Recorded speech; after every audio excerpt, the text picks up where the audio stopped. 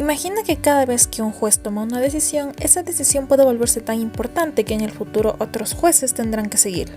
Suena interesante, ¿verdad? Pues esa es la magia de la jurisprudencia. Por cierto, me presento, soy Dayana García, estudiante de Derecho de la Universidad Técnica del Norte. Y en esta ocasión no solo vamos a aprender qué es la jurisprudencia, sino que también vamos a descubrir por qué cada fallo puede cambiar la historia de la justicia en nuestro país. Así que acompáñame. Pero entonces, ¿qué es exactamente la jurisprudencia? Pues esta la podemos definir como el conjunto de decisiones y sentencias emitidas por un tribunal que ayudan a los jueces a la interpretación y la aplicación de las normas durante la resolución de un caso. Recordemos que las leyes son normas que se han escrito previamente, a los cuales acuden los jueces como primera fuente del derecho. No obstante, en ocasiones la interpretación de la norma escrita no es evidente o existen muchos vacíos legales en los que no existe una legislación sobre el tema. Allí es cuando la jurisprudencia acude a sentencias de casos parecidos que fueron ejecutados en el pasado por otros tribunales, para verificar cómo se resolvieron y en función de eso tomar una decisión que pueda solucionar el nuevo caso. En otras palabras, podemos decir que la jurisprudencia es una guía sobre cómo se debe aplicar una norma jurídica, tomando como referencia sentencias anteriores que han dado respuesta a casos similares. Además, es importante resaltar en este punto que las jurisprudencias son elaboradas y expedidas por el Tribunal Supremo o la Corte Suprema de Justicia de cada nación.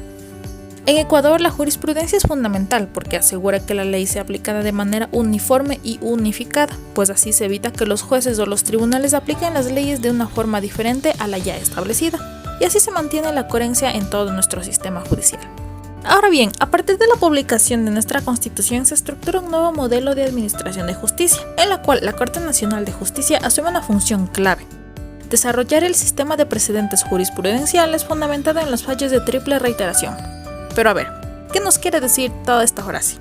Pues que cuando las salas especializadas de la Corte Nacional de Justicia reiteran por 3 ocasiones la misma opinión sobre un punto de derecho, deben emitir los fallos al Pleno de la Corte. Luego, el Pleno deberá deliberar y decidir sobre su conformidad, pues si no se pronuncia en el plazo de 60 días, esta opinión se convierte en jurisprudencia obligatoria. Ok, espera, mejor veamos un ejemplo para que entiendas todo lo que te acabo de explicar.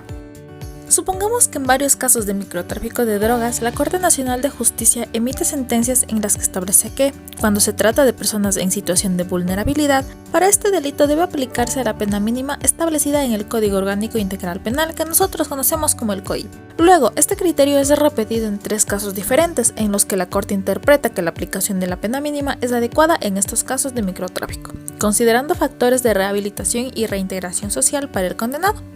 Y con esta triple reiteración, los fallos se envían al Pleno de la Corte Nacional de Justicia. Así, cuando el Pleno ratifica esta interpretación, se convierte en jurisprudencia obligatoria, y desde este momento todos los jueces del Ecuador deben aplicar la pena mínima en casos de microtráfico donde el acusado sea una persona en situación de vulnerabilidad. Entendido todo esto, ahora veamos los tipos de jurisprudencia. En realidad podemos clasificar a la jurisprudencia en distintos tipos y clases, pero por el momento hablemos de 2, la obligatoria y la interpretativa. Por un lado, la jurisprudencia obligatoria son aquellas decisiones que son vinculantes para otros jueces en el país. Esto significa que deben ser seguidas en casos similares. Por ejemplo, imaginemos que la Corte Nacional de Justicia resuelve varios casos en los que se establece que en ausencia de ingresos fijos, la pensión alimenticia debe calcularse en base al salario básico unificado. Y después de repetirse esta decisión en 3 casos distintos, se convierte en jurisprudencia obligatoria, y todos los jueces estarán obligados a aplicar este mismo criterio en casos similares. En cambio, la jurisprudencia interpretativa no es obligatoria, pero actúa como una guía para los jueces al interpretar las leyes. Estas sentencias pueden ofrecer una perspectiva sobre cómo aplicar la ley en situaciones específicas, pero no tienen que ser seguidas obligatoriamente.